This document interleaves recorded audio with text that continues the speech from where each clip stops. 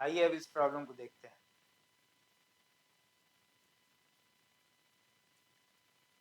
A ball is held at rest in position A पे वो rest में रखा गया है और इस वे में इस अरेंजमेंट के साथ रेस्ट में रखा गया है। इधर एक थ्रेड है, इधर एक थ्रेड है, इधर सीलिंग से अटैच्ड है, इधर वॉल से अटैच्ड है thread. The horizontal string is cut, कह रहा है इस स्ट्रिंग को कट कर दिया गया, तो ये बॉल स्विंग करने लगा पेंडुलम की तरह। The ratio of the tension in the supporting cord in position B, this is B position, this is A position, इन दोनों के बीच का जो टेंशन है इस थ्रेड में वो क्या है। तो अगर टेंशन यहाँ पे, अगर हम लोग यहाँ पे थ्रेड को में अगर टेंशन हम लोग टीवी ले लें और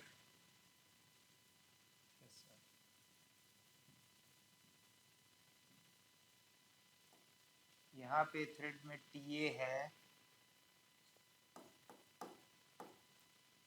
तो क्वेश्चन में पूछ रहा है TB/TA क्या होगा, ये निकालना है। तो आइए अब इसको सॉल्व किया जाए। सॉल्व करने के लिए सबसे पहले हम लोग क्या कर लेंगे, डायग्राम बना लेंगे।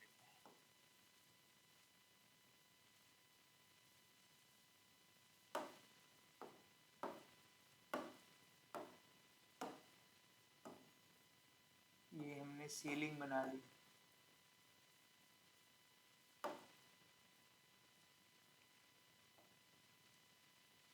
ए पोजीशन में ऐसा है,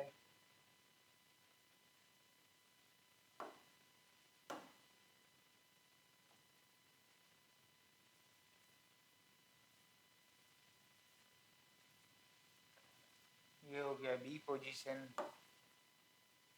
बॉल को दिखा देते हैं, बॉल यहाँ लगा हुआ है, ये बॉल है।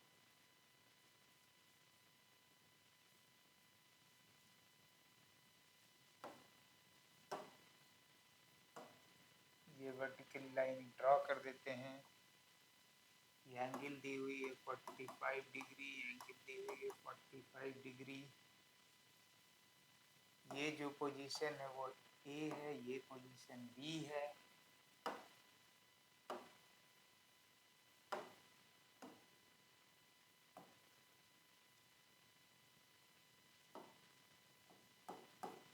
टी ए है,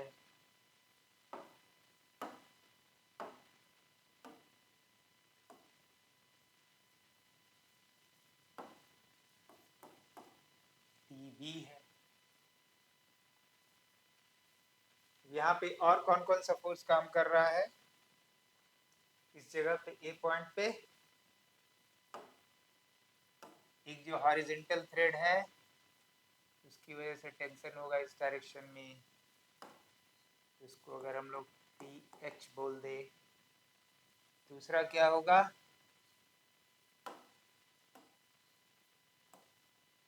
इस पे ग्रेविटी फोर्स काम करेगा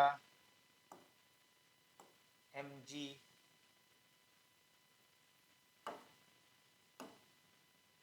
यहाँ पर भी एम जी वर्क करेगा। यहाँ पे क्या है, वेलोसिटी एट डी क्या है, वेलोसिटी एट डी 0 हो गया, यहाँ से वो रिटर्न होना शुरू होगा, स्विंग हो रहा है।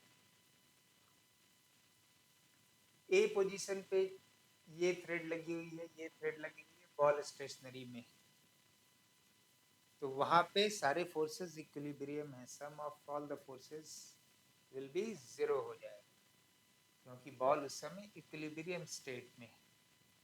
तो इक्विलिब्रियम स्टेट में मुझे मालूम है, हम लोग सारे फोर्सेस को सम कर देंगे तो वो 0 होना चाहिए। यहाँ पे कौन कौन से फोर्स काम कर रहे हैं, एट ए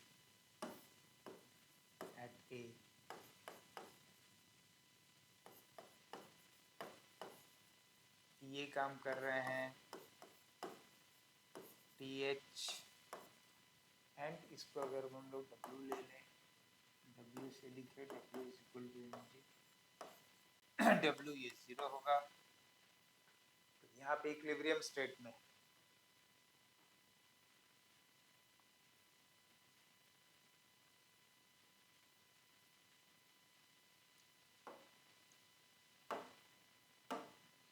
अगर हम अपना y एक्सिस पॉजिटिव इस डायरेक्शन में, x एक्सिस पॉजिटिव इस डायरेक्शन में भी बना लें,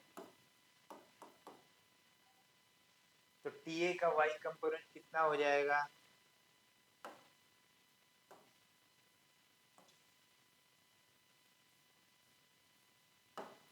ये एंगल क्या होगी?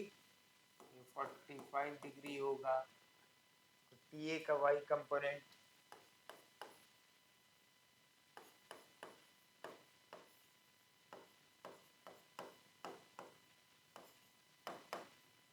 J कैप, हॉरिजॉन्टल फोर्स को लिखेंगे माइनस I कैप, क्योंकि negative of the x direction में काम कर रहा है। वेट को लिखेंगे W mg, तो ये माइनस J कैप हो गया, ये 0 है। तो आपके लिए क्या हो गया? TA cos 45 degree minus mg J plus TH। यहाँ पे हम लोगों ने एक फोर्स को मिस कर दिया है, उसको भी ऐड कीजिए। TA का हॉरिजॉन्टल डायरेक्शन में कंपोनेंट TA cos 45 डिग्री भी हो जाएगी, क्योंकि एंगल भी 45 डिग्री है। I कैप ये 0 है आपका। तो हमारा जो इक्वेशन हो गया वो आ गया,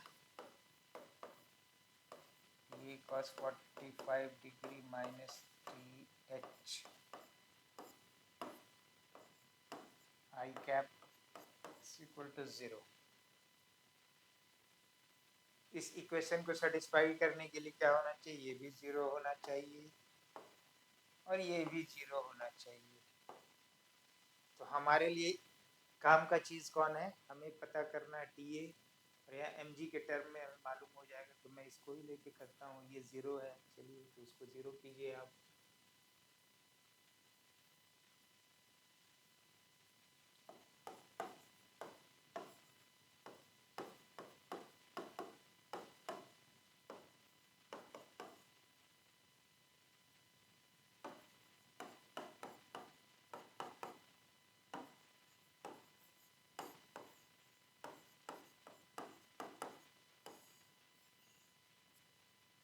ये is equal to mg by cos 45 degree हो गया।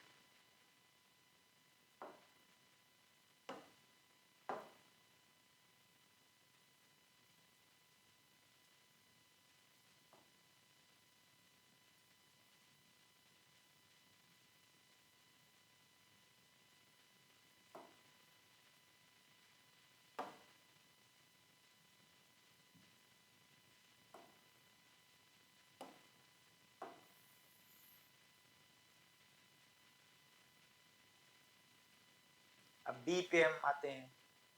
B पे क्या है? B पे आप नोटिस कीजिए, B पे इसका वेलोसिटी इस डायरेक्शन में 0 है, बट कोई एक्सेलरेशन इसमें काम कर रहा है B पे,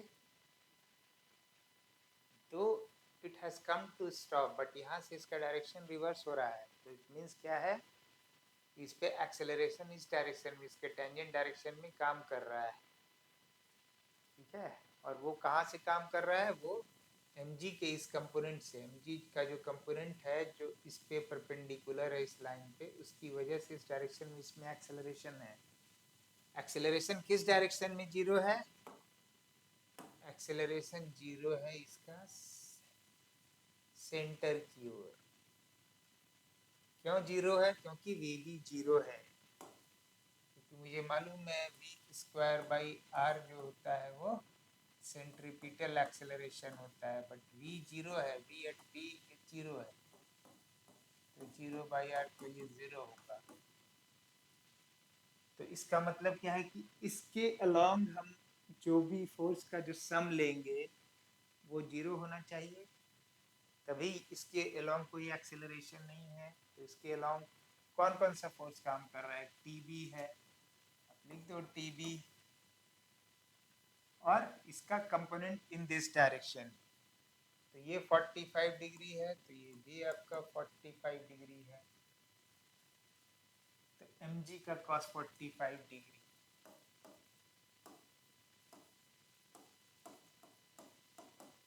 मास इनटू एक्सेलरेशन 0 है, तो ये 0 हो गया। तो टीवी जो आपको मिल गई वो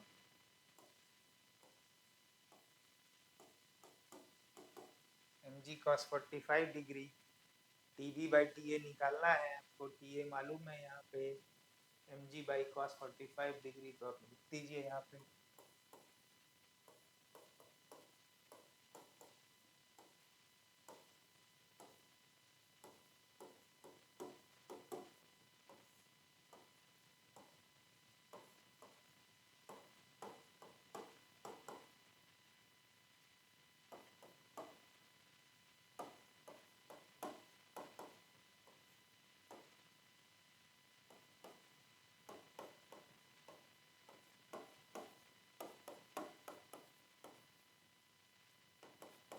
टीवी और टीए का आपको रेशियो मिल गया।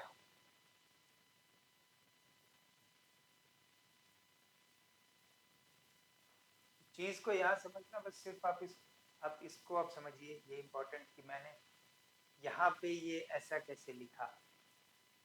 तो ऐसा लिखने का रीजन है, यहाँ पे आकर बॉल का velocity in the tangent direction इस डायरेक्शन में 0 हो गया,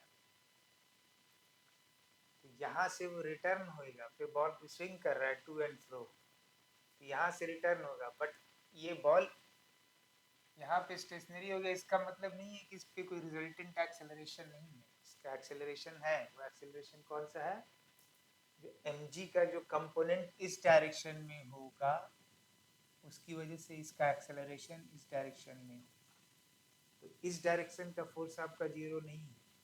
सिर्फ मुझे मालूम है कि अगर सर्कुलर पाथ पे कोई भी ऑब्जेक्ट मूव करता है जहाँ पे उसकी टेंजेंशियल वेलोसिटी 0 हो जाती है, वहाँ पे सेंटर के डायरेक्शन में नेट फोर्स 0 होता है। उसी कॉन्सेप्ट को यूज करता हुआ हमने TV minus mg cos 45 degree से टीवी निकाल लिया। और टीए तो सिंपल था, टीए आपको मालूम है यहाँ पे होल्ड करके रखा हुआ है बॉल को, तो बॉल पे ऑल द नेट फोर्सेस का जो सम होगा वो 0 होगा, क्योंकि बॉल इक्विलिब्रियम में।